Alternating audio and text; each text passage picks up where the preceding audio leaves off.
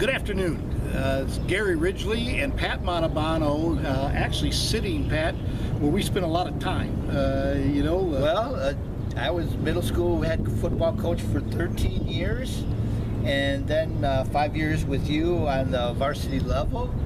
And obviously, I was track coach out here for 13 years also. So, and then don't forget the 18 years that you were 15 with me 15 for baseball, and then 3 as the head, right? 18, right? Exactly. Yeah. So we definitely spent a lot of time here, and I'm excited. I don't know if everybody else is excited, but now that we've started Caash Charity and trying to help the people of Northwest Indiana, we have some fundraisers.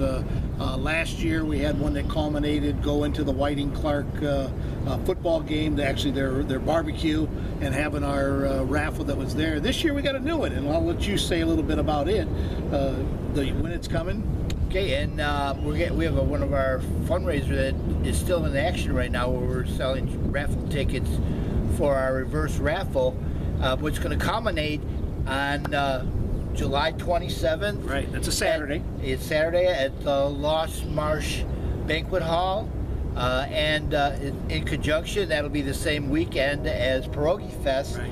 So we're hoping a lot of people are going to be in town, because Pierogi Fest, as we know, is a very big draw, and every year it gets bigger and bigger. But we're hoping you can maybe come by and spend some time with us and reminisce about some of the good times we had out here, and even some of the bad times. Who knows? Absolutely. But and let's go a little bit further and explain for the first one, and because we are pretty well known at Clark and North Hammond, Robertsdale, this one is the 3-school reunion. It's called POW, and that is for Pioneer, Oilers, and Warriors. So it's right. Clark, Whiting, and Knoll.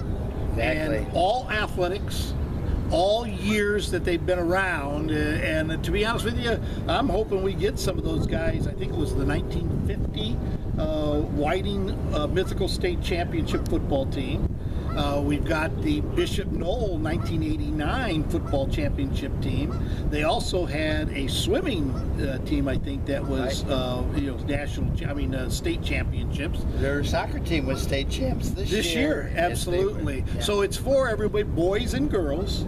So I'm hoping that quite a few of my athletes from when I had the girls basketball team, and we were fortunate enough to win 2 conference championships and 2 sectional championships in 85, 86, and 87. So I'm hoping to get that back, and that's what we're here for today. And don't forget, Coach, not limited to Clark, Whiting, and Bishop Knoll. We're great to see people from Gavitt, Morton, all our rivals that we had good times. And I feel we always had great relationships with all their coaches. Absolutely. And Hammond was a very nice, close-knit thing back in the day, where all the coaches got along, and it'd be nice to see some of them too. Even some of those coaches come back, and we probably have some great stories about them also. No, that's what's going to happen. I really believe it, that the stories are going to fly, and I'm sure that over the years, some of those stories are going to be a little bit different from what we remember and maybe what the kids remember. Right. I mean, I've already had that a number of times where they tell me a story and I think, I don't remember that, and I seem to remember an awful lot. Sure. But it is a lot of fun. Just real quick, just to get an idea, give me one thing that you remember either here or at the baseball field that just when you think of Clark, athletics, it's one of those things that pops into your mind. Well, as a matter of fact, one of them I just was talking about not too long ago during the Hall of Fame. I was up here running the clock when I was middle school athletic director, and I can remember Danny Hernandez walked into the field at halftime. We were playing, I think it was Gavitt at the time. We were down a touchdown at the time, and I see Danny walking in with crutches into the field house. I had seen nothing about it. I just figured he's going in with the team at halftime to see, talk to the players. And all of a sudden, halftime is over. I look out there, and there's Danny, number 22, about to receive the kickoff. And I'm thinking, I just saw the boy on crutches. They kicked the ball off, and God is my witness, he ran it all the way back for a touchdown, and he scored another touchdown later on. So I don't know if it was a miracle that I witnessed that day, but he walked in with crutches and he left the hero of the game. Well, I think it has something to do with that field house over there, because we seem to be pretty fortunate with the number of kids that we didn't know if they would be able to play, and then all of a sudden, and for me personally, that goes back to my older brother Dale, who was our trainer. He seemed to be able to do things that nobody else could do, and kids would go in there not be able to walk, or their hand was broke, and all of a sudden they come out and they've got some contraption on there. I'm good to go, Coach. Let's go. Let's see what happens. Let me throw that back at you now, Coach. You spend a lot of time out here, and I'm sure you got too many stories to tell. But if you could pick just one. Oh boy, that would be very, very difficult to do.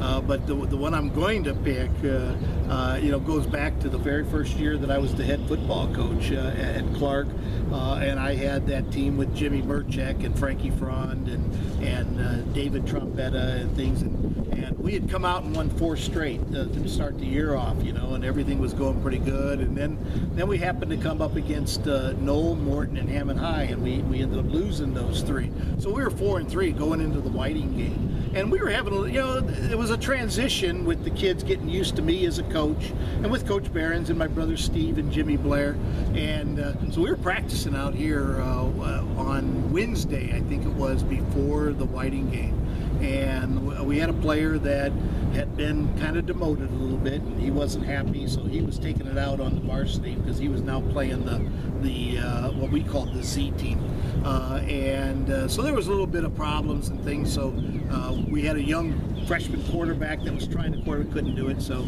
like an idiot, I took over quarterback against the #1 defense, and we were practicing against the option and things, and I actually ran an option, and Jimmy Murchek was bearing down on me, and I had told him, don't hold back, you tackle me just like anybody else. Well, I thought he was going to come at me a little bit high to try to knock me down, so I was ready for it. Instead, he dove at my ankles, actually kicked me up in the air. I went in a complete flip. I came down on my hip, and I couldn't get up. I couldn't walk, but I wasn't going to let the kids, so I yelled to Steve and Fred. I said, that's it. These guys can't even stop a 45-year-old quarterback. How are we going to stop a 15 or 16-year-old when we play Whiting? I said, get them out of here. Take them in there. They got to be out of that field house in 5 minutes. They looked at me like I was crazy and stuff. I said, get them out of there. And so they did. And all of a sudden, Steve comes back, and I said, Steve, go get the cart. He goes, what are you talking about? I says, I can't get up. And he said, well, what? I said, yeah, I can't get up. I've done something to my hip. And actually, I ended up having a hip pointer where at that time I couldn't walk. So he threw the kids out. They thought it was because of them. It was actually because I didn't want to show them that I couldn't walk anymore. We went on, and David Trombetta, rest his soul, had the greatest game in the world against Whiting that week, and we were losing at halftime, and he came back, and I think he scored 3 or 4 touchdowns in the second half, and we ended up beating Whiting that year with Coach Haydock, and then went on and got beat in the in the finals of the sectional, 7-6. And if we'd have won that game, we would have been the first team in Clark to ever win the sectional and go on to the regional, which, real quick, you did as a coach. You were the only coach in baseball to ever win a regional, and it was done right here at our field in 2006, I believe, right? 2006. That was my first year after you had left. We figured, hey, we had a successful formula from the years before, so we said, why change anything? So we basically, the only thing that changed was I wrote the lineup. Everything else was the same, and that year we had a team batting average of 406, which is in the top 10 of the state record. We had great pitching, and it was probably, I was feeling most proud that following you, I was making you proud. Sure. That we continued and we did it so well that year. But, all the pitchers had gone through your tutelage, and it was a fun year, and it'd be great to see that 06 team here with because they were a great bunch of kids. And it wasn't like you guys, beat a a no-name team or anything like that. You beat Andrean right here. Right. That year. What was it? 2-0. 2-0. 2-0. Drew Pollock. I know he pitched a great game. Right. And for you. Andrean was threatening at the end of the game, and Drew got him to a ground ball to John Carpin, who stepped on second, threw to first, double play into the and game. ended the game. Right. Yeah, It was a great finish. Cool. Yeah, so that's two things that you did that I did. I never did. Number one, I never won a regional, which you did, and went to the semi-state. Number two, I never beat Andrean when I was the head coach. That was something you just couldn't get over the hump, and you did both of them. I did both of them, but I never hit a ball. I never caught a ball. I never pitched a strike. All I did was sit on the side and watch. So I won't take too much credit for that. The kids did a great job. But it was a lot of fun with coaching with you in baseball and watching teams. It was something when we did here when you played at Clark. We always watched the team get off the bus. Because it might be sunny and 85 degrees as they were getting off the bus, and you'd watch these kids come off the bus, no coats. They wouldn't be wearing undersleeves or anything like that. And then it seemed like when 4:05 or 4:15 hit, then the temperature changed, the wind was coming off of the lake, and it was cold. Right. And we would be there in our coats and things like that, happy as a lark, and they were going crazy, freezing. Classic example of that. Played Munster here. They got off with all their short sleeves on. Before they left, I guarantee they were all huddled in the dugout, trying to stay warm. Yeah, absolutely. And we won that game, and I could hear the coach screaming at them to this day. Yeah. Don't you ever not bring your coats and things with you when we come out this way to play. Well, because they had said, Coach Schenken, we're good friends with Coach Schenken, and he told me that he had warned the kids that they better bring that stuff because even though it was, I want to say it was like 85 or 87 degrees in Munster, by the time they got up there, it was reaching like up here, it was reaching like 43 degrees. Right. It was just cold. But that's what the reunion's going to be about, just telling stories like this and teammates and things that you had in common. Probably no greater time in a lot of people's lives is when they played athletics in high school. What great memories they have. I wasn't a great athlete, but I still have great memories of the camaraderie that I had with my teammates and my respect and love for my coach, all my coaches I've ever had. Yeah, absolutely. And well, me. I mean, I I have a pretty good memory about stuff like that. Better than most. Yeah, but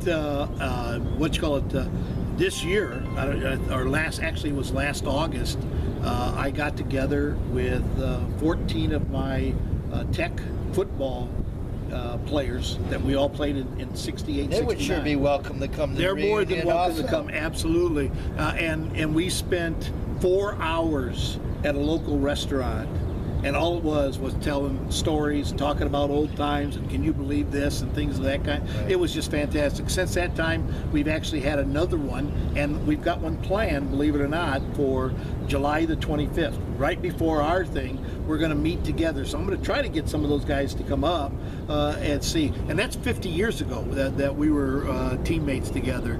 It was pretty special. There's no doubt about it. But again, this is Saturday, July 27th. July 27th. From 6 to 11. Right. At the Emerald Room in Lost Marsh. Right. The There'll clubhouse. be food. Yep. Funds, friends, and just great stories. And great stories. $20 to cover that cost. We do have, right now we have a few raffle tickets left. Those have gone pretty well. But those are also $20, and you could actually win part of $9,000, which is a pretty nice part to get rid of. If you want to come to the event, you can go on the computer and go to Eventbrite, EVENTBRITE, and then after that put Caash, CAASH charity reunion, and it will take you right to where you can buy tickets online right then. You can go to our website, which is caashcharity.org, all one word, and make a donation and signify that it's for the reunion. We'll hold your tickets at the door, so it'll be like a will call. Or you can get a hold of Fred Behrens, and his number is, do you have that one, Pat? I got that one. Do you know it? Okay, it's 219-306-3133, and he has tickets. If you're in Northwest Indiana, you know, we can get them to you, or you can pick them up at the door by mailing us a check. And if you do happen to send us a check, just make sure you put it out to Caash, C-A-A-S-H, Charity, and then it'll go right into the account. Right.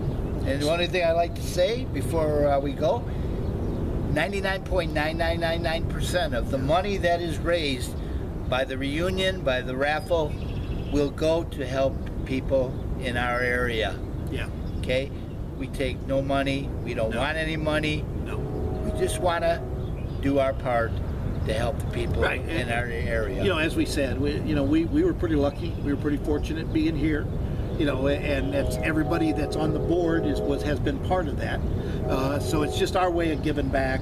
And to date, we started in November of 2017, and to date we have given away just under $10,000, and it has been given to, I want to say now we're in about 37 organizations that we've been able to help out and things, so which is pretty cool. It's pretty interesting to go and see the smile on people's faces when you tell them who you are and how you started, and you know, that we're here to just help them. Right. So hey, hope to see you then on July 27th. Really looking forward to seeing everybody. Absolutely. Hey, God bless everybody, and we'll hopefully see you there. Thank you very much. From Pat and Gary, we say goodbye. Thank you.